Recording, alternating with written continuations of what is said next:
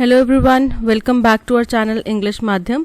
English Madhyam के platform पे हम editorial based practice exercises solve कर रहे हैं। तो स्टार्ट करते हैं आज का session with thought of the day, that is whatever we believe about ourselves and our ability comes true for us. यानी कि जो भी हम अपने बारे में या अपनी क्षमता के बारे में सोचते हैं वो हमेशा सत्य हो जाता है।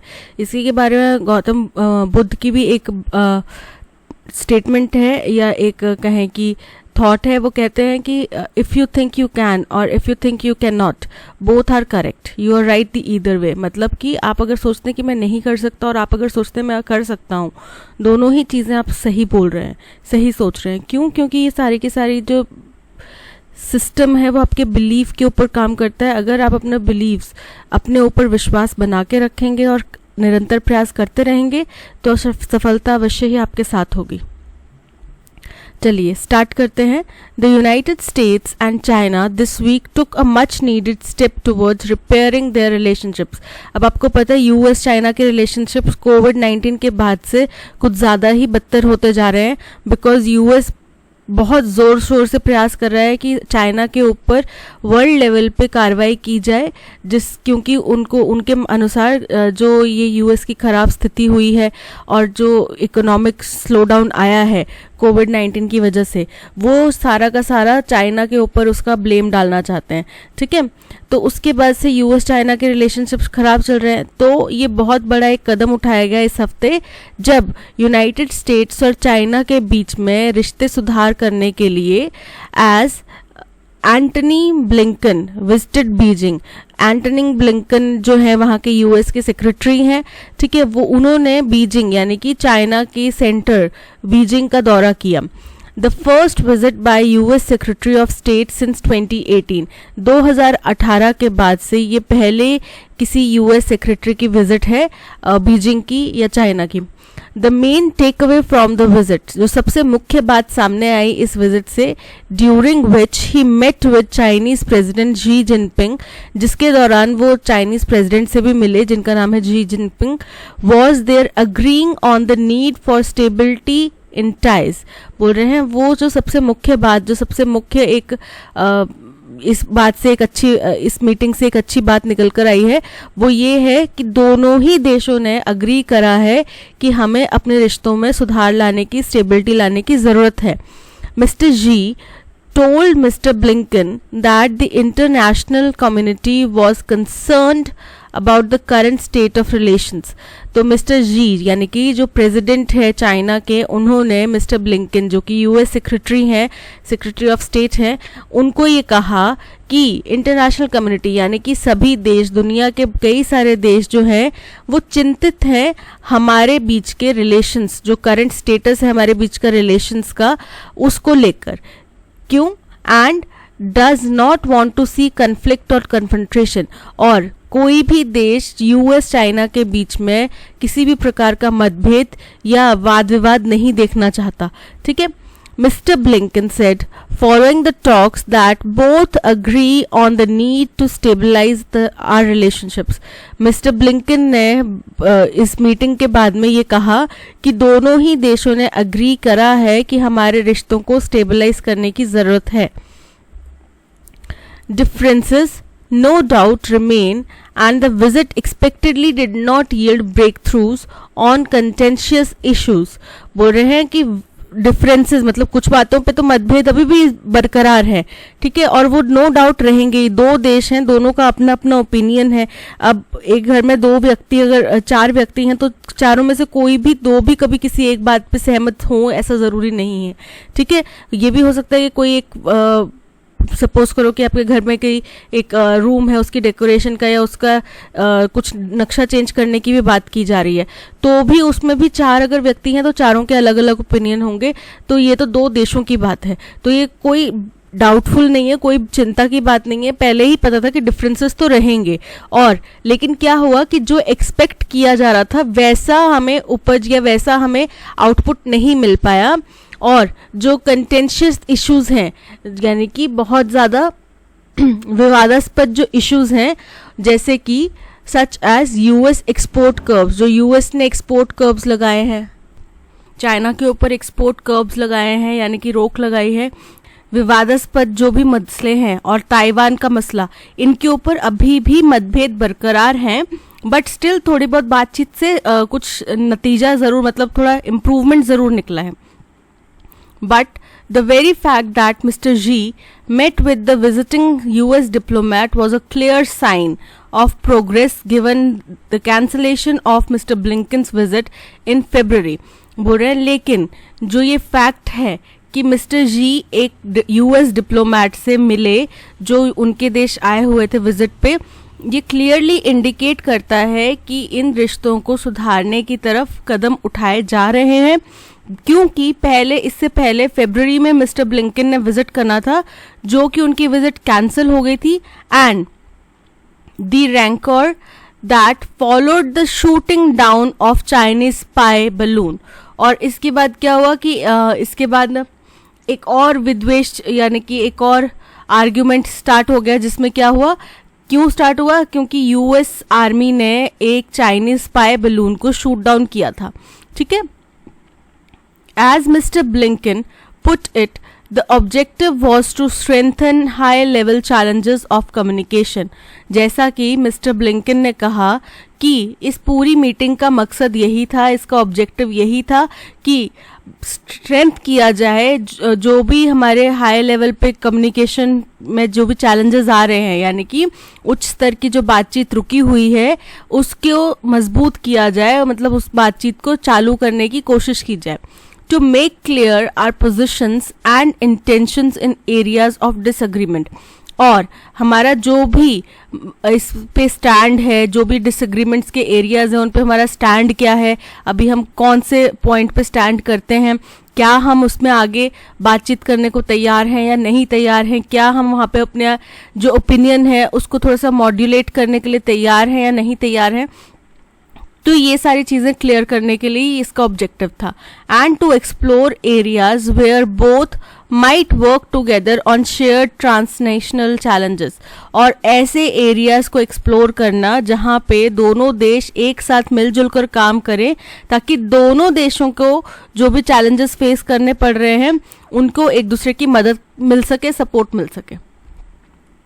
Asked in Beijing how the Biden administration will continue with its attempt to fix relations with China, बोल रहे हैं बीजिंग में उनसे पूछा गया कि बाइडन एडमिनिस्ट्रेशन यानी कि यूएस प्रेसिडेंट इस वक्त जो बाइडन है, ठीक है, तो उनकी सरकार किस तरीके से कंटिन्यू करेगी इन अटेम्प्ट्स को जो कि चाइना के साथ उनके रिश्तों को सुधारने के लिए किए जा रहे हैं. As the domestic discourse likely worsen in the lead up to 2024 elections, क्योंकि 2024 में इलेक्शंस होने हैं, ठीक है, और उस इलेक्शन के रिजल्ट्स या उससे पहले की स्थिति हो सकता है उनके घरेलू मैदान पर ही उनके लिए साफ ना रहे, स्पष्ट ना रहे, ठीक है, तो फिर वो आगे कैसे प्रोसीड करेंगे ये उनसे पूछा गया. He argued that continued engagement was the best avenue to protect US interest including on trade. बोल रहे हैं कि उन्होंने इस बात का जवाब देते हुए कहा कि दोनों देशों के बीच में लगातार बातचीत बनी रहे, लगातार एंगेजमेंट बना रहे, यही यूएस इंटरेस्ट को यानी कि यूएस के हित में और चाहे यूएस के ट्रेड के हित में बेस्ट स्टेप होगा. ठीक है. The challenge now is whether they can sustain this effort at arresting the slide and keep diplomatic channels open. तो बोल रहे हैं कि अब जो चैलेंज है वो इस बात का है कि वेदर दे कैन सस्टेन, कि वो क्या बरकरार रख सकते हैं इस एफर्ट को जो कि अरेस्टिंग द स्लाइड, जिसका मतलब है एंगेजिंग या फिर बातचीत करने में. ठीक है, तो ये जो बातचीत करने का जो एफर्ट लगाया गया है इसको बरकरार रख सकते हैं. And keep diplomatic channels open, और जो भी डिप्लोमेटिक बातचीत के उनके जरिए हैं, चैनल्स हैं, उनको ओपन रख सकते हैं. Even when the next crisis inevitably emerges and against the backdrop of increasingly heated domestic political rhetoric. बोल रहे हैं कि जब हमें साफ दिखाई दे रहा है कि अगला जो क्राइसिस है वो बिल्कुल दरवाजे पर खड़ा है, वो इनएविटेबल है, मतलब कि उससे हम बच नहीं सकते, जो कि अभी जो इकोनॉमिक स्लो डाउन चल रहा है उसकी तरफ भी इशारा कर सकते हैं, और जो 2024 में इलेक्शंस होने, इसकी तरफ भी इशारा कर रहे हो सकते हैं, ठीक है। And against the backdrop of increasingly heated domestic political, तो यहाँ पे जैसे ही डोमेस्टिक पॉलिटिकल रेटोरिक का बात आ गई तो पता चल रहा है कि ये जो नेक्स्ट क्राइसिस इनएविटेबली इमर्जेस की बात की जा रही है, वो जो आने वाले इलेक्शंस हैं और उसकी वजह से जो उठापटक होगी उसकी तरफ इशारा किया जा रहा है। As mister ji told Mr. Blinken, countries do not want to choose sides. जैसा कि मिस्टर जी ने मिस्टर ब्लिंकन को बताया कि जो देश हैं, बाकी के जो देश हैं दुनिया भर के, वो किसी का भी पक्ष या विपक्ष में नहीं होना चाहते, किसी का भी पक्ष नहीं लेना चाहते, किसी के भी अगेंस्ट में नहीं होना चाहते, ठीक है। This is especially true in the region where nations continue to have deep economic linkages with China, बोल रहे, और ये खास तौर पे उन लोगों के लिए, उन देशों के लिए बिल्कुल सही बैठता है जहाँ पे जिन देशों का चाइना के साथ में तो बहुत ज़्यादा मजबूत इकोनॉमिक लिंकेज है and close security ties with US, और यूएस के साथ में उनकी सिक्योरिटी टाइज हैं, सुरक्षा संधि की हुई है, ठीक है। That Beijing and Washington are appearing to agree on the need for stability, बोल रहे हैं कि बीजिंग और वॉशिंगटन जो एक साथ आ रहे हैं और अपने रिश्तों में सुधार और स्टेबिलिटी, स्थिरता लाने की कोशिश कर रहे हैं, शुड बी वेलकम्ड, इसको स्वागत करना चाहिए, इंक्लूडिंग बाय इंडिया, और इंडिया को भी इसमें इसका स्वागत करना चाहिए स्टेप का। While shared concerns about China may be a binding factor, बोल रहे हैं कि दोनों चाइना के अगेंस्ट में जो दोनों देशों का एक जैसा विचार है वो एक बाइंडिंग फैक्टर है।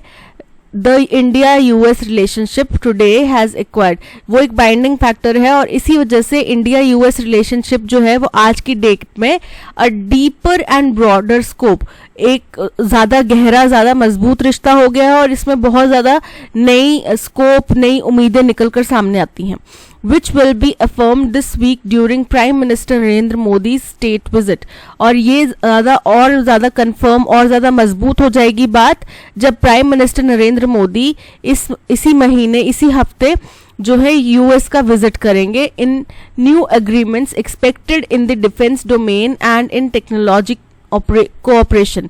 और इन विजिट के दौरान, प्राइम मिनिस्टर की इन विजिट के दौरान क्या किया जाएगा, नए एग्रीमेंट साइन किए जाएंगे, खास तौर पे डिफेंस डोमेन में और टेक्नोलॉजी में हमारे साथ कोऑपरेट करने के लिए, हमारे को हेल्प करने के लिए जो ये नए एग्रीमेंट साइन करेंगे, इससे और ज़्यादा हमारे रिश्ते मजबूत हो जाएंगे। In the not too distant past, अब ये बहुत ज़्यादा पहले की, बहुत ज़्यादा पुरानी बात नहीं है।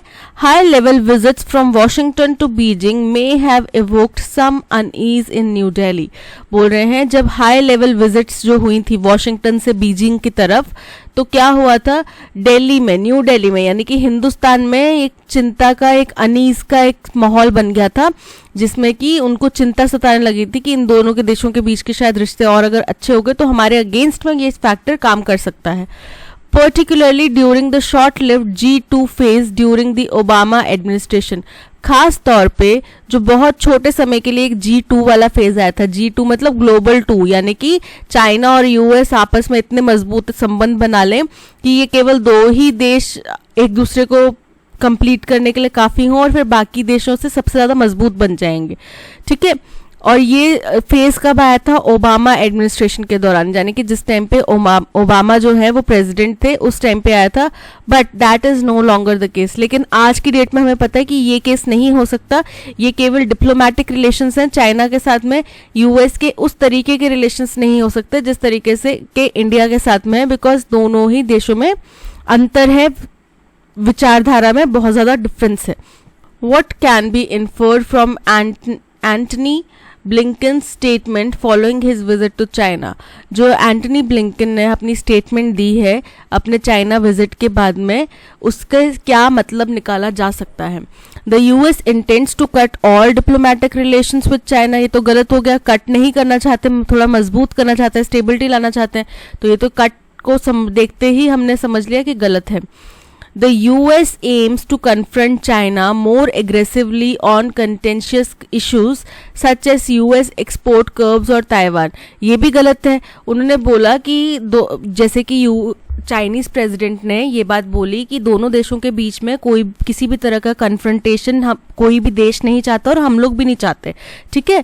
तो ये उन्होंने बोला, और राइटर ने ये चीज बोली कि जो कंटेंशियस इश्यूज हैं उन पे अभी भी विवाद है और जो कि लाजमी बात है, होगा भी, ठीक है। लेकिन ये कोई ये यूएस की मंशा नहीं है कि ये बना रहे विवाद, ठीक है। तो ये गलत हो गया। The US is focused on reducing high level communication channels, ये बिल्कुल गलत है, रिड्यूस नहीं करना चाहते, वो और मजबूत बनाना चाहते हैं, ठीक है। तो ये बिल्कुल गलत हो गया। The US plans to maintain engagement with China utilizing diplomatic channels to clarify positions, intentions and work on shared challenges, बिल्कुल सही कि यूएस दोनों देशों के बीच में संबंध बनाए रखना चाहता है, एटलीस्ट बातचीत तो चलती रहे, ताकि और इसके लिए वो डिप्लोमेटिक तरीके इस्तेमाल कर रहा है, डिप्लोमेटिक बातचीत के तरीके इस्तेमाल कर रहा है, जिससे कि उनकी पोजीशन, उनका इंटेंशन और जो शेयर्ड चैलेंजेस हैं उनके ऊपर जो काम कर सकते हैं वो चीजें बरकरार रहे, चालू रहे। So option D is correct. Which of the following statements is incorrect based on the given paragraph about Blinken G meet in China? इनमें से कौन सी बात जो है वो incorrect है? Antony Blinken's visit to Beijing marked the first visit by US Secretary of State to China since 2018. बिल्कुल सही है ये, ठीक है। The main outcome of the meeting was the mutual agreement. दोनों के बीच में जो एक बात पे agreement हुआ between Blinken and Chinese President Xi Jinping on the need to stabilize their nation's relationship. बिल्कुल सही है ये, ठीक है। तो ये बात भी सही है। Blinken's visit was expected to solve all major contentious issues. ये बिल्कुल गलत है, पहले ही एक्सपेक्ट भी नहीं किया जा रहा था, ठीक है, कि वो सारे मेजर इश्यूज सॉल्व कर पाए, बिकॉज दो देशों का डिफरेंट ओपिनियन हो सकता है बातचीत पे, बट दैट डजंट मीन कि दोनों के रिश्ते खराब हो जाएं, और दैट डजंट मीन कि दोनों के रिश्ते बिल्कुल सही हो, ठीक है। अब किसी दो देशों के बीच में अगर बिल्कुल भी कोई मतभेद नहीं है तो इसका मतलब ये नहीं है कि दोनों की बहुत अच्छी दोस्ती है, ओके। सो ये स्टेटमेंट जो है इनकरेक्ट है, that means option C is correct. Blinken stated that despite likely worsening domestic discourse before the 2024 elections, continuous engagement with China is the best way to protect US interests, including on trade. बोल रहे हैं Blinken ने ये चीज कही कि हालांकि 2024 election से पहले बातचीत के में डोमेस्टिक लेवल पे यानी कि घरेलू लेवल पे स्थिति खराब हो सकती है, बट यूएस यही चाहता है कि दोनों देशों के बीच में बातचीत बरकरार रहे, सो दैट यही जो है बात है यूएस के इंटरेस्ट में, यूएस के भले के लिए है, और ये बात ट्रेड के लेवल पर भी उनके लिए फायदेमंद है। सो ऑप्शन डी जो है ये स्टेटमेंट बिल्कुल करेक्ट है, तो ऑप्शन डी इनकरेक्ट हो जाता है। So only option C is correct. Which of the following can be inferred from the passage above? ठीक है, कौन सी बात हम पैसेज में से पता लगा सकते हैं? The US and China are at war, बिल्कुल गलत, वॉर पे तो है ही नहीं। The US and China are making efforts to keep diplomatic channels open despite challenges, बिल्कुल सही है ये, ठीक है। So option B is correct. India has severed all ties with the US and China. India ने सारे टाइज कट कर लिए हैं यूएस और चाइना के साथ में, ये भी गलत है। The US and China have stopped diplomatic communication with each other, ये भी गलत है। पहले उनने स्टॉप किया था लेकिन अब उनने दोबारा शुरुआत कर दिया है। So option B is correct. Which of the following statements is incorrect in context of the paragraph? ठीक है, the main challenge that the US and China face today is maintaining open diplomatic channels even amid crisis and domestic political tension, बिल्कुल सही है। उनके सामने सबसे बड़ी चुनौती यही है कि दोनों देशों के बीच में बातचीत बरकरार रखें, ठीक है। The countries in the region have extensive economic ties with China and strong security relationships with US and they do not wish to choose sides, बिल्कुल सही है कि दोनों देशों से बाकी देशों का कुछ ना कुछ कनेक्शन है, तो डेफिनेटली वो किसी के साथ में भी खराब नहीं करना चाहते, इसलिए वो किसी का साथ, मतलब किसी के पक्ष में बोलना ही नहीं चाहते कि ये सही लग रहा है हमें या ये गलत लग रहा है, मतलब वो कोई साइड चूज नहीं करना चाहते. The India-US relationship today is primarily driven by their shared concern about China. बोल रहे हैं कि आज की डेट में इंडिया यूएस रिलेशनशिप जो है वो मुख्य तौर पर चाइना के अगेंस्ट में जो उन दोनों का शेयर्ड कंसर्न है उससे जुड़ा हुआ है, जो कि सही नहीं है. इंडिया का अब अपना ही एक यूएस में दबदबा है, अपना एक वहाँ पे मुकाम उनने हासिल करा है. तो ये जो शेयर्ड कंसर्न है ये कुछ पार्ट प्ले करता है बट मुख्य कंसर्न नहीं है. बेसिकली इसकी वजह से दोनों देश एक साथ नहीं आए हैं, ठीक है, क्योंकि इन दोनों देशों के बीच में बहुत ज़्यादा अलग अलग प्रकार की संधियां हैं, अलग अलग प्रकार के टाइज हैं. तो दैट क्लियरली मीन्स कि केवल चाइना के अगेंस्ट में जाने के लिए तो उनने एक साथ नहीं आए होंगे. सो ऑप्शन सी जो है वो स्टेटमेंट इनकरेक्ट है, यानी कि ऑप्शन सी करेक्ट है. There were times in recent past when high-level visits from Washington to Beijing would cause unease in Delhi, but that is no longer the situation. अब ये भी बिल्कुल सही है, लास्ट लाइन ही हमने पैराग्राफ में यही चीज़ पढ़ी है. So option C is correct. Tone कैसी है पैसेज की? तो भाई क्या टोन सिनिकल है, विच मीन्स कि जब ऑथर कुछ भी कंफर्म तौर पे नहीं कह सकते, सब उनके मन में मतलब डाउट है, वो कोई भी जो थॉट है वो क्लियरली नहीं कन्वे कर पा रहे, तो सिनिकल तो नहीं है. इनडिफरेंट भी नहीं है. ऑप्टिमिस्टिक, बहुत ज़्यादा ऑप्टिमिस्टिक है, बिकॉज देखो clear sign in progress, continued engagement was the best avenue, agree on the need for stability should be welcomed. इस तरीके के जो वर्ड्स यूज़ किए गए हैं, इस तरीके के जो स्टेटमेंट्स दिए गए हैं, वो बताते हैं कि ये जो दोनों देशों के बीच में बातचीत का दौर स्टार्ट हुआ है ये बहुत अच्छा कदम है, इससे बहुत पॉजिटिव होप है. So option C is correct. What is the main theme of the passage?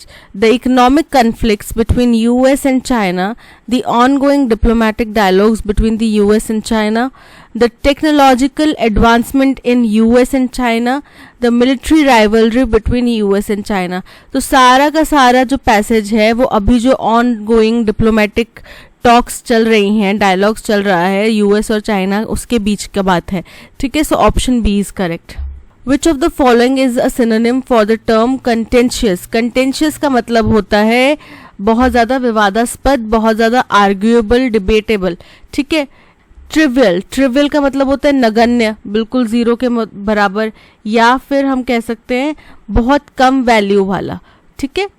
Easy going, easy going मतलब जिसको बड़ा बेपरवाह लापरवाह इंसान, ठीक है, इजी गोइंग है. डिबेटेबल यानी कि कंटेंशियस, ये जो मसला है ये कंटेंशियस है यानी कि डिबेटेबल है यानी कि विवादास्पद है. कॉन्ग्रुएंट, कॉन्ग्रुएंट मतलब होता है कि किसी बात से अग्री करना या उस बात से सिंक कर पाना, ठीक है, उस बात के साथ में हामी भर पाना. तो option C debatable is correct. Rancour, rancour का मतलब होता है विद्वेष, ठीक है, बिटरनेस, ठीक है. तो यहाँ पे अफेक्शन मतलब किसी से लगाव, जो कि एक पॉजिटिव वर्ड है. बिटरनेस यानी कि कड़वाहट, विवाद. जॉय, जॉय मतलब खुशी. कॉम्प्लीमेंट, कॉम्प्लीमेंट के दो मीनिंग हो सकते हैं, या तो फिर किसी की तारीफ करना या फिर एक दूसरे के पूरक होना, ठीक है. जैसे हस्बैंड वाइफ एक दूसरे को कॉम्प्लीमेंट करते हैं, दैट मीन्स वो एक दूसरे के पूरक हैं, राइट. तो यहाँ पे option B bitterness is correct. The world's lived experience with pandemics has dash it with the dash that epidemics dash to die down. ठीक है, ये हमने आर्टिकल पहले पढ़ा था. जो अब देश दुनिया भर ने ये एक्सपीरियंस किया, जीवंत एक्सपीरियंस करा किसी पेंडेमिक का, उससे एक बात साफ हो गई कि पेंडेमिक्स जो हैं और ट्रांसफॉर्म इनटू सीजनल आउटब्रेक्स या फिर सीजनल आउटब्रेक्स बन जाते हैं, ठीक है. सीजनल आउटब्रेक्स का मतलब कि साल में हर या तो सर्दियों के सीज़न में या गर्मियों के सीज़न में, बरसात के दौरान पे कुछ स्पेसिफिक बीमारियां होती हैं ना जो होती ही होती हैं. जैसे कि गर्मियों के टाइम पे लू लग जाती है लोगों को, आम बात हो जाती है बहुत ज़्यादा. सर्दियों के दिनों में सर्दी खांसी जुकाम, बरसातों में डेंगू टाइफाइड, इस तरीके की बीमारियां तो ये आम हो जाती हैं, सीजनल आउटब्रेक बन जाता है. कोविड-19 इज नो एक्सेप्शन. तो कोविड-19 कोई एक्सेप्शन नहीं है, वो भी एक सीजनल आउटब्रेक बन चुका है. The World Health Organization director general Tedros Adhanom Ghebreyesus last week declared on the basis of advice from the emergency committee. Emergency committee से सलाह मिलने के बाद में उन्होंने लास्ट वीक ये डिक्लेयर कर दिया, क्या डिक्लेयर करा, कंप्राइजिंग इंडिपेंडेंट एक्सपर्ट्स। ये जो इमरजेंसी कमेटी थी इसमें बहुत ज़्यादा इंडिपेंडेंट एक्सपर्ट्स थे, दैट द कोविड-19 pandemic was no longer a public health emergency of international concern, कि ये जो कोविड-19 पेंडेमिक है ये अब कोई पब्लिक हेल्थ इमरजेंसी नहीं रह गया है जिसका दुनिया भर को या इंटरनेशनली जिसके बारे में चिंता करने की ज़रूरत पड़े। आफ्टर ओवर 3 years, लगभग 3 साल बाद, he was reading dash N emergency that he first announced on January 30। Emergency जो डिक्लेयर की गई थी उसको, और ये उन्होंने कब की थी इमरजेंसी डिक्लेयर, January 30, 2020 को, forced by a rapidly spreading infection that moved from China to 20 other nations across the world। क्योंकि वो मजबूर थे ये कदम उठाने के लिए, बिकॉज एक बहुत तेज़ी से फैलने वाला इन्फेक्शन हमारे सामने आया था जो स्टार्ट हुआ था चाइना से और जिसने 20 और देशों को, दुनिया भर के 20 और देशों को अपनी चपेट में ले लिया था। तो यहाँ पे सबसे पहला word, the world's lived experience with pandemics has dash premise। premise मतलब आधारित होना, बेस, ग्राउंड उसका। exercised मतलब प्रयोग करना, क्रिटिसाइज मतलब निंदा करना, आलोचना करना, और कन्फर्ड मतलब होता है प्रदान करना। तो जो दुनिया भर का एक्सपीरियंस है पेंडेमिक से, उसने क्या प्रदान करा, that has conferred it with the dash, with the abundant मतलब होता है बहुतायत में, प्रचुर मात्रा में, ठीक है। एसेंट मतलब होता है सहमति से, तो उनने सहमति से नहीं, एपिडेमिक की सहमति नहीं दी होगी, एपिडेमिक का ना तो बहुत भरपूर मात्रा में उसको स्वागत किया होगा या भरपूर मात्रा में कुछ किया होगा। कंसेंट मतलब सहमति, क्या रह गया, सर्टिट्यूड मतलब निश्चितता, तो इट विद सर्टिट्यूड यानी कि निश्चितता से इसने वाकिफ करा दिया दैट एपिडेमिक्स क्या करते हैं, that epidemics wane to die down. Wane का मतलब होता है कम होना, ठीक है, डाई डाउन का मतलब होता है कम होना, यानी कि ये जो एपिडेमिक्स हैं वो मरते नहीं हैं, वो धीरे धीरे कम होते हैं, उनकी स्ट्रेंथ कम हो जाती है, ठीक है। डिस्पोज का मतलब होता है निपटारा करना, खत्म करना, ठीक है। बियर मतलब होता है संभालना, किसी चीज को सहना। या फिर अपियर मतलब होता है हमें ऐसा लग रहा है, इट अपियर्स टू मी, ठीक है, यानी कि लगना। सो यहाँ पे ऑप्शन ए वेन, जिसका मतलब होता है कम होना, स्ट्रेंथ उसकी कम हो जाना। तो जो एपिडेमिक्स है वो धीरे धीरे अपनी स्ट्रेंथ कम करते हैं या फिर सीजनल आउटब्रेक्स में तब्दील हो जाते हैं, पूरी तरह नष्ट नहीं होते। After over 3 years he was reading dash N emergency that he first. तो रीड क्या कर रहे हैं, रीडिंग अप नहीं होता, रीडिंग डाउन का मतलब होता है समझाना, क्लैरिफाई करना, ठीक है, कि वो उस इमरजेंसी को समझा रहे थे जो 2020 में 30 जनवरी 2020 में उन्होंने पहली बार अनाउंस की थी। So option B reading down is correct. The army chief's assertion, जो आर्मी चीफ का जोर देकर ये बात कहना है that there can be no de-escalation without complete disengagement, कि कोई भी टुकड़ियां, सैन्य टुकड़ियां जो है वापस नहीं आएंगी जब तक कि पूरी तरीके से डिसएंगेजमेंट यानी कि निरस्त नहीं हो जाता। At all friction points gives a broad view of India's approach, कि पूरी तरीके से जो भी फ्रिक्शन पॉइंट्स जहाँ पे भी हमारे और चाइना के बीच में मतभेद है, उन पॉइंट्स के ऊपर हमारा बिल्कुल पूरी तरीके से जीरो फौज जो है वहां से हटाई नहीं जाती तब तक डी एस्केलेशन नहीं होगा। A year after the deadly clashes between the Indian and Chinese armies in the Galwan Valley in eastern Ladakh, बोल रहे हैं एक साल बाद जब बहुत ही जानलेवा मारमार या क्लैशेस हुए थे इंडियन और चाइनीज आर्मीज के बीच में, कहाँ पे, Galwan valley of eastern Ladakh में। Tension in the region continues and the trust deficit reigns supreme, बोल रहे हैं कि इन दोनों रीजन्स, इन जगहों पे अभी भी टेंशन बरकरार है और विश्वास की कमी जो है वो सबसे ज़्यादा ऊपर उठकर आ रही है। ठीक है, हाउएवर, अब ये हाउएवर से स्टार्ट हो रही है तो ये फर्स्ट स्टेटमेंट नहीं हो सकती। ठीक है, however 11 rounds of discussions between the two sides later, China, it is amply clear, has no intention of taking any further step back after the Pangong Tso troop withdrawal. बोल रहे हैं कि जो 11 राउंड हुए बातचीत के दोनों साइड्स के बीच में, उसमें ये बिल्कुल साफ जाहिर है कि चाइना अब कोई भी उनका इरादा नहीं है कि वो एक भी कदम पीछे उठाएं। जो उन्हें लास्ट टाइम पांगोंग सो जगह से अपने जवान, अपने ट्रूप्स पीछे हटा लिए थे, उसके बाद अब वो एक भी कदम पीछे नहीं हटाना चाहते। The road ahead appears conflict ridden, तो आगे का जो भी रास्ता है वो मतभेद भरा, वो विवादास्पद ही दिखाई दे रहा है। Galwan may have crystallized New Delhi's military, diplomatic and economic strategies toward Beijing. बोल रहे हैं कि गलवान वैली का जो इंसिडेंट है उसने जो हिंदुस्तान का मिलिट्री के तौर पे, डिप्लोमेटिक तौर पे और इकोनॉमिक तौर पे जो भी हमारी स्ट्रैटेजी है बीजिंग के प्रति, उनको एकदम क्रिस्टलाइज, उनको एकदम साफ कर दिया है। as well as recalibrated the short term and long term goals, और इसकी वजह से हमारे जो शायद शॉर्ट टर्म और लॉन्ग टर्म गोल्स हैं उनको भी दोबारा से नए मापदंडों के साथ में प्लान किया जा रहा है। But the challenges are only mounting, लेकिन अभी चैलेंजेस की सिर्फ शुरुआत भर है। ठीक है, तो अब देखो यहाँ पे क्यू स्टेटमेंट जो है इसमें इंफॉर्मेशन दी जा रही है कि आगे बात किसके बारे में होना चाहिए या होने वाली है। वो बात होने वाली है जो गलवान वैली के जो क्लैशेस हुए उसके बाद जो हिंदुस्तान और चाइना के बीच के जो संबंध हैं उनके बारे में बातचीत हो रही है।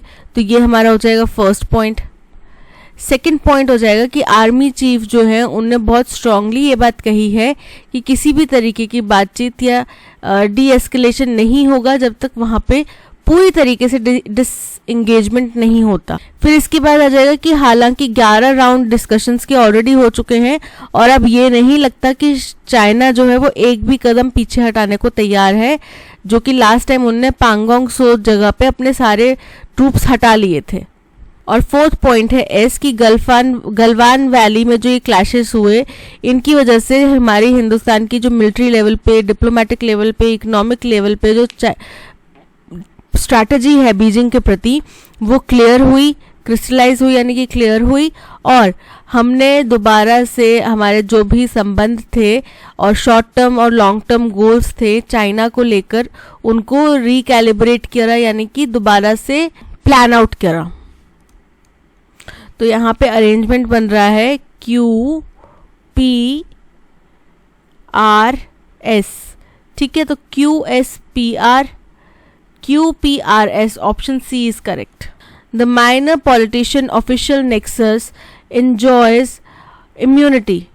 कॉकिंग कह रहे हैं ये जो माइनर्स जो कोल माइनिंग्स या किसी भी तरीके की माइनिंग करते हैं उनका, प्लस पॉलिटिशियन का, प्लस जो पदाधिकारी हैं, ऑफिशियल्स हैं, उनका ये जो नेक्सस है, ठीक है, इसके पास एक इम्यूनिटी है, यानी कि इसके पास एक बचाव का तरीका है। कॉकिंग अ स्नूक मतलब कि जो कि डिसरिस्पेक्ट करता है उनकी, at those daring to expose them, उन लोगों की डिसरिस्पेक्ट करता है जो इनका एक्सपोज करने की कोशिश करते हैं। Every time the mafia manages to escape getting caught, हर बार ये जो माफिया है ये पकड़े जाने से बच जाता है। It comes at a huge cost to the ecology, तो बोल रहे हैं कि इसकी वजह से हमारी इकोलॉजिकल सिस्टम को बहुत भारी नुकसान उठाना पड़ता है। Concrete steps must be taken to bring to book the powerful mining mafia, बोल रहे हैं बहुत मजबूत ठोस कदम हमें उठाने पड़ेंगे जिसके तहत हम ये जो पावरफुल माइनिंग माफिया है इसके ऊपर चार्ज लगा सकते हैं, इनको पकड़ सके। The negligible rate of conviction, despite many complaints lodged by locals and activists against some accused, only emboldens the perpetrators of this highly lucrative illegal trade that is pillaging the mountains and river beds. कह रहे हैं कि ठोस कदम उठाना ज़रा ज़रूरी है इस माइनिंग माफिया के अगेंस्ट में, ठीक है, ताकि उनको पकड़ा जा सके। जो बहुत थोड़ा सा रेट ऑफ कन्विक्शन यानी कि सज़ा का बहुत थोड़ा सा रेट है, हालांकि बहुत ज़्यादा कंप्लेंट्स इनके अगेंस्ट में फाइल की जाती हैं बाय लोकल लोगों द्वारा और एक्टिविस्ट यानी कि सोशल वर्कर्स द्वारा against some accused only emboldens the perpetrators of this highly lucrative illegal trade। तो कह रहे हैं कि जो ये नेग्लिजिबल रेट ऑफ कन्विक्शन यानी कि बहुत थोड़े से लोगों को जो सज़ा दी जाती है डिस्पाइट बहुत ज़्यादा कंप्लेंट फाइल की जाती हैं लोकल्स और एक्टिविस्ट्स द्वारा, तो इससे क्या होता है, इससे ये जो गैर कानूनी काम करने वाले लोग हैं इनके हौसले और बुलंद हो जाते हैं ऑफ दिस हाईली ल्यूक्रेटिव, जो कि ये बहुत ज़्यादा पैसे वाली बहुत ज़्यादा लुभाने वाले जो इलीगल ट्रेड है इसकी तरफ, जो कि माउंटेन्स और रिवर बेड्स में भरपूर फल फूल रहा है। The geological survey of India's conclusion of the study into massive cave in of the 150 meter stretch of the Paonta Sahib Shilai Road NH 707। बोल रहे हैं जियोलॉजिकल सर्वे ऑफ इंडिया ने एक रिपोर्ट निकाली, ठीक है, उसके कंक्लूजन के लिए मैसिव केव इन हुआ किसके लिए, 150 metre stretch of Paonta Sahib Shillai road का रीजन था उसमें on 30 July following heavy rain corroborates the findings of other experts in Himachal Pradesh over the past several years। भारी बारिश के बाद में तो ये क्या हुआ कि इसने इस बात को सपोर्ट कर दिया, कंफर्म कर दिया, जो कि हिमाचल प्रदेश जैसे देशों के स्टेट्स के एक्सपर्ट्स ने पिछले कुछ सालों से कही हैं। Fingers have again been pointed at the rampant illegal quarrying for the cave-in। बोल रहे हैं कि इस घूसखलन या इस जमीन धंसने की घटना के बाद में दोबारा से इलीगल जो माइनिंग हो रही है उसके ऊपर सवाल उठने शुरू हो गए। It is imperative that the GSI report leads to action rather than it being consigned to the back burner like most other reports cautioning the authorities against the dangers of over exploitation of natural resources। बोल रहे ये बहुत ज़्यादा ज़रूरी हो जाता है कि GSI की इस रिपोर्ट के ऊपर एक्शन लिया जाए, बजाय कि इनको एक बैक बर्नर की तरह देखा जाए, यानी कि ठंडे बस्ते में डाल दिया जाए, जैसे कि ज़्यादातर रिपोर्ट्स के साथ में होता है। और क्योंकि ये रिपोर्ट्स जो हैं over exploitation of natural resources की वजह से क्या हो सकता है उसकी तरफ अथॉरिटीज़ को चेता रही हैं, कॉशन कर रही हैं। तो सबसे पहले हमें प्रॉब्लम इंट्रोड्यूस करनी है, जहाँ पे जियोलॉजिकल सर्वे ऑफ इंडिया का जिक्र आ रहा है। उनने एक रिपोर्ट बनाई जो 150 मीटर लंबा जो पाउंटा साहिब शेलाई का रोड था, वहाँ पे ज़मीन धंसने की घटना हुई उसके बारे में, ठीक है। और ये घटना कब हुई, एक हैवी रेनफॉल हुई उसके बाद में 30 जुलाई को ये घटना हुई। तो इसने उस बात को और स्थिर कर दिया और प्रमाणित कर दिया जो हिमाचल प्रदेश के एक्सपर्ट्स ने भी पिछले कई सालों से कहा है, और सारे के सारे फिंगर्स जो है वो फिर से पॉइंट होने लगी इलीगल माइनिंग की तरफ। ये हो गया फर्स्ट। इसके बाद हो जाता है सेकंड, कि ये बहुत ज़रूरी हो जाता है कि ये जो रिपोर्ट है इसको सीरियसली लिया जाए, ना कि इसको भी ठंडे बस्ते में डाल दिया जाए, ठीक है। इसके बाद आता है थर्ड, कि कॉन्क्रीट स्टेप उठाने चाहिए हमें माइनिंग माफिया के अगेंस्ट में, क्योंकि अभी जो है क्या होता है कि हम कंप्लेंट्स तो बहुत सारी होती हैं लेकिन उनके अगेंस्ट में एक्शन नहीं लिया जाता, सज़ा नहीं होती उनको, तो इस वजह से उनके इरादे जो है वो और मजबूत हो जाते हैं, ठीक है। और ये जो माइनर पॉलिटिशियन प्लस ऑफिशियल का नेक्सस है ये बचता जाता है, और जो लोग इनके अगेंस्ट में काम करने की कोशिश करते हैं ये उनका मजाक उड़ाता है। तो हमारा अरेंजमेंट बन रहा है RSQP। तो RSQP option A is correct। The statement issued by prominent members from all walks of society says that one of the most authentic, बोल रहे हैं सभी समाज के सभी तबकों से के prominent members द्वारा एक statement जो दी गई, उसने ये कहा कि जो अब तक का सबसे ऑथेंटिक, सबसे सही और वैध जो Gandhian monuments would be lost to vanity and commercialisation. तो बोल रहे हैं जो भी गांधी जी के मॉन्यूमेंट्स हैं, ठीक है, वो खो जाएंगे। कैसे खो जाएंगे? वो घमंड और कमर्शलाइजेशन की वजह से खो जाएंगे। Once the plan gets implemented affecting the authenticity and simplicity of the place. अगर एक बार ये प्लान लागू हो गया, क्योंकि इसकी वजह से जो इस जगह की ऑथेंटिसिटी है, जो इस जगह का ओरिजिनल पन है, वो खो जाएगा। इस जगह की जो सिंप्लिसिटी है वो खो जाएगी। रहे हैं concerned by the perceived attempts by the government to appropriate Gandhian institutions in the country, कि ये जो अटेम्प्ट है जिसमें गवर्नमेंट जो है इन गांधीयन इंस्टीट्यूशंस को चेंज करने की कोशिश कर रही है। Over 100 eminent personalities have rightly protested.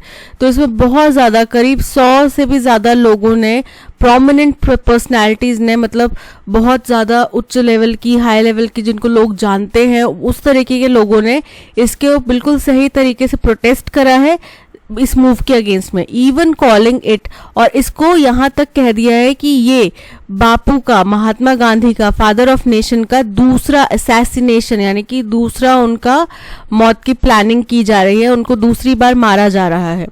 ठीक है। The project aims to turn the place where Mahatma Gandhi lived for 13 years। इस प्रोजेक्ट का मुख्य उद्देश्य है कि जहां पे महात्मा गांधी 13 साल रहे, उसको इनटू वर्ल्ड क्लास टूरिस्ट, उसको एक वर्ल्ड क्लास टूरिस्ट डेस्टिनेशन बनाया जाए, resulting in displacement of families living there and change in the landscape of the ashram itself. जिसकी वजह से जो वहाँ पे फैमिलीज रहती हैं उनको डिस्प्लेस करना पड़ेगा, यानी कि उनको वहां से हटाना पड़ेगा, और जो आश्रम का लैंडस्केप है उसको साथ भी छेड़छाड़ होगी। तो इससे क्या हुआ, उसकी ऑथेंटिसिटी चली गई उस जगह की। जब आपने उस आश्रम के जो लैंडस्केप है उसके साथ छेड़छाड़ करी तो उस जगह का ओरिजिनलिटी तो खत्म ना। तो वही चीज यहाँ पे कही जा रही है। तो हमारा जो फर्स्ट स्टेटमेंट बन जाता है वो बन जाता है आर। कैसे? क्योंकि यहाँ पे बताया गया कि गांधीयन इंस्टीट्यूशन जो हैं उनको हड़पने की जो कोशिश है उसका प्रोटेस्ट किया जा रहा है बहुत सारे प्रोमिनेंट पर्सनालिटीज द्वारा। ठीक है। और उसको कहा जा रहा है कि ये दोबारा गांधी जी को मारने की कोशिश की जा रही है। इसके बाद में हमारा एस स्टेटमेंट आ जाता है। क्यों? क्योंकि इसमें प्रोजेक्ट के बारे में बताया गया है कि इस प्रोजेक्ट का मुख्य उद्देश्य क्या है। ठीक है। थर्ड हमारा आ जाता है पी स्टेटमेंट, क्योंकि यहाँ पे बताया गया कि इन लोगों ने ये कहा कि गांधीयन मॉन्यूमेंट्स की अगर छेड़छाड़ की जाएगी तो उसकी ऑथेंटिसिटी जो है वो खत्म हो जाएगी। और इसी बात को कंप्लीट करता है फोर्थ स्टेटमेंट, जिसमें बताया जाता है कि कमर्शलाइजेशन और अगर किया जाए अगर उसका, तो उसकी ऑथेंटिसिटी खत्म हो जाएगी। सो हमारा अरेंजमेंट बन रहा है आर एस पी क्यू। तो R P S Q, R S P Q, option B is correct.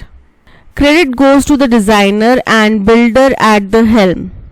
बोल रहे हैं इसका सारा का सारा जो क्रेडिट जाता है वो डिजाइनर और बिल्डर को जाता है एट द हेल्म, क्योंकि उनके हाथ में ये पतवार थी, इसका संचालन था। The Indian navy's directorate of naval design and the state owned Cochin shipyard limited.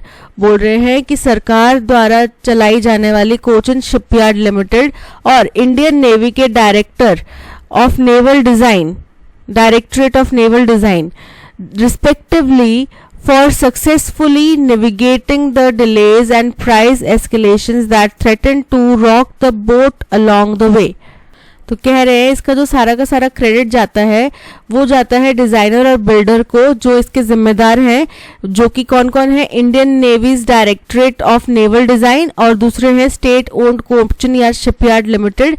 क्योंकि for successfully navigating the delays, जिन्होंने डिलेज के बारे में जानकारी दी, एंड प्राइस एस्केलेशन, और उसकी वजह से जो प्राइस एस्केलेशन होएगा, that threaten to rock the boat along the way, जो कि अब इस बोट को अभी तक चलाए जा रहे थे पूरे रास्ते भर।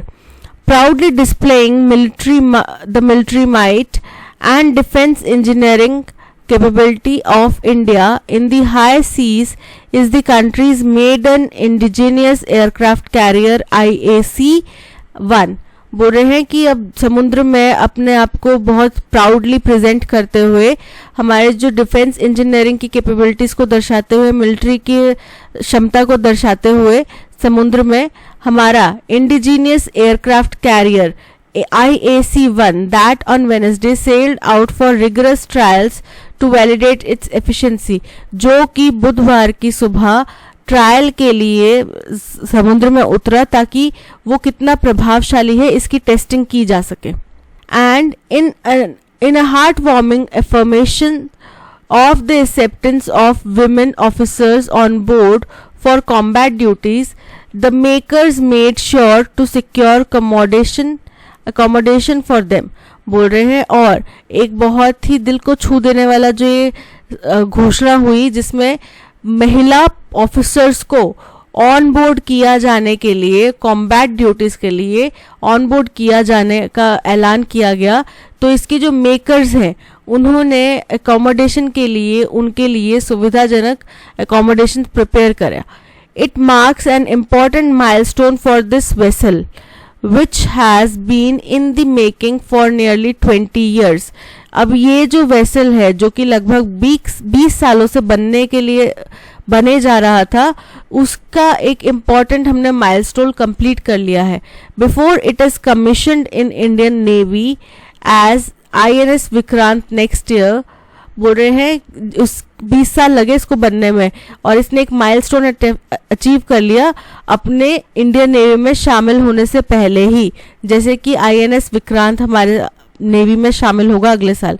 Behind this stellar accomplishment that has catapulted India to a stratospheric band of nations, US, UK, France, China, Russia.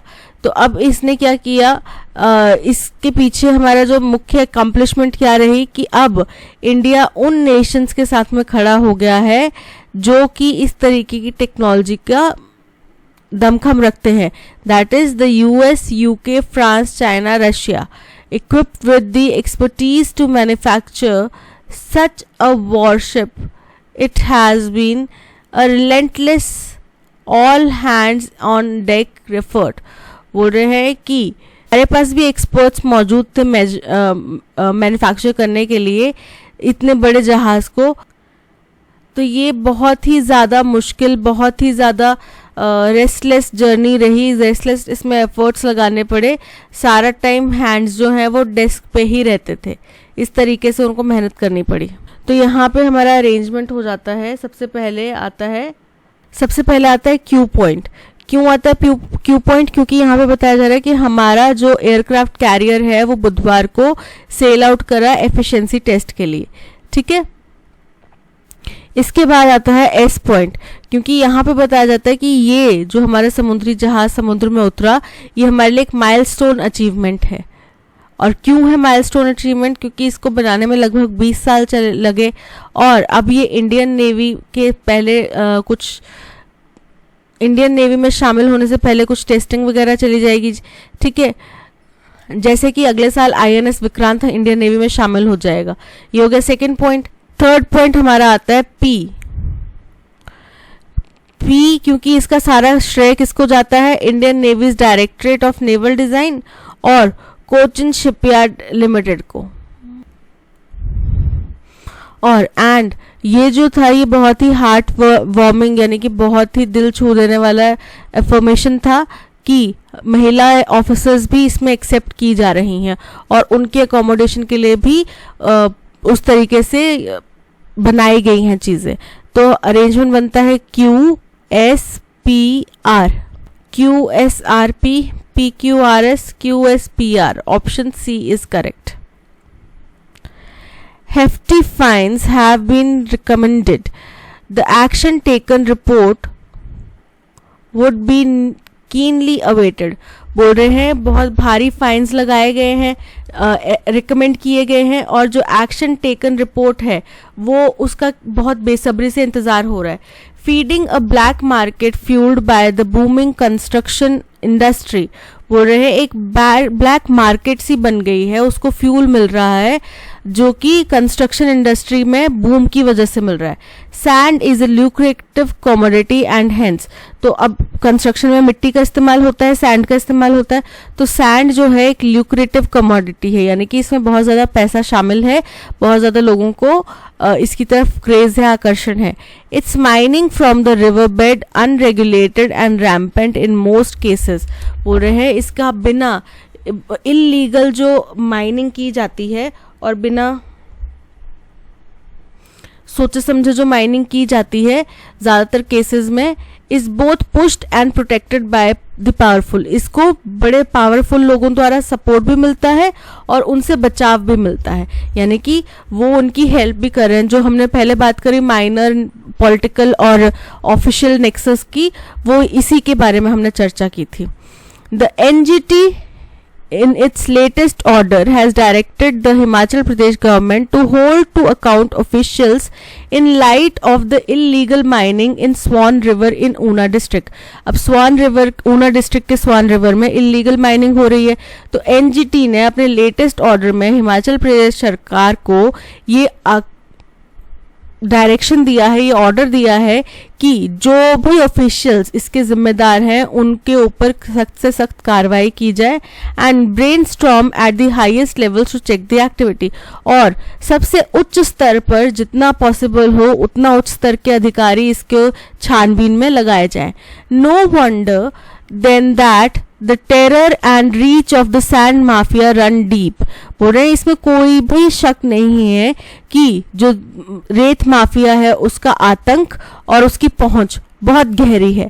And despite stringent strictures passed regularly by the national green tribunal, और हालांकि नेशनल ग्रीन ट्रिब्यूनल द्वारा समय समय पर सख्त कार्रवाई करने के लिए सख्त एक्शंस या सख्त मैप्स बनाए जाते हैं, and the courts law enforcement continues to be missing, तो बोल रहे नेशनल ग्रीन ट्रिब्यूनल और कोर्ट्स द्वारा सख्त कानून बनाए जाते हैं लेकिन उनको असल में एनफोर्स करना, लागू में लाना कंटिन्यूज टू बी मिसिंग, वो अभी तक मिसिंग है और is lakhs on the ground, या फिर केवल जमीनी हकीकत नहीं है, वो केवल कागजों में लिखा हुआ है। तो सबसे पहला जो स्टेटमेंट हो जाएगा वो हो जाएगा हमारा क्यों, क्योंकि यहाँ पे बताया गया माइनिंग माफिया के बारे में इंट्रोडक्शन दिया गया, ठीक है। सेकंड हो जाएगा हमारा स्टेटमेंट एस, थर्ड हमारा स्टेटमेंट होगा आर, फोर्थ स्टेटमेंट होगा हमारा P. Q S R P, option B is correct. One word substitute करना है हमें, a government by the people और देयर इलेक्टेड रिप्रेजेंटेटिव्स, तो इलेक्टिव रिप्रेजेंटेटिव्स हों, लोगों द्वारा चुने गए हों, तो उसको क्या बोला जाता है, democracy. So option C democracy is correct. Question number 19 reported speech में कन्वर्ट करना है। She asked to me why I had been smoking that day, तो इसका क्या हो जाएगा, शी सेड टू मी, फिर inverted commas why were you smoking today, so option A is correct. Break a leg एक idiom है, ठीक है, इससे मिलता जुलता मोस्ट अप्रोप्रिएट मीनिंग क्या हो सकता है, तो ब्रेक अ लेग का मतलब होता है कि जो भाग्य है वो तुम्हारे साथ है, ठीक है। सो किसी को गुड लक विश कर रहे हैं, वो उसका भाग्य उसके साथ हो गया, ठीक है। लिटरली फ्रैक्चर वंस लेग, कि सच में अपनी टांग तुड़वा लेना, फ्रैक्चर करवा लेना। परफॉर्म पुअरली बहुत खराब प्रदर्शन करना। Wish someone good luck in a performance, option C is correct. तो आज के सेशन में इतना ही। इस सेशन की PDF प्लस ऑडियो एक्सप्लेनेशन आपको टेलीग्राम चैनल पे मिल जाएगी। इसके अलावा टेलीग्राम चैनल का लिंक आपको डिस्क्रिप्शन में दे दिया है। आप प्ले स्टोर से हमारी ऐप भी डाउनलोड कर सकते हैं, इसका लिंक भी आपको डिस्क्रिप्शन में दे दिया है। Thank you so much for watching. अगर कंटेंट पसंद आया हो तो लाइक, शेयर और सब्सक्राइब जरूर कीजिएगा। मिलते हैं नेक्स्ट सेशन में। Till then keep learning and keep practising. Bye bye.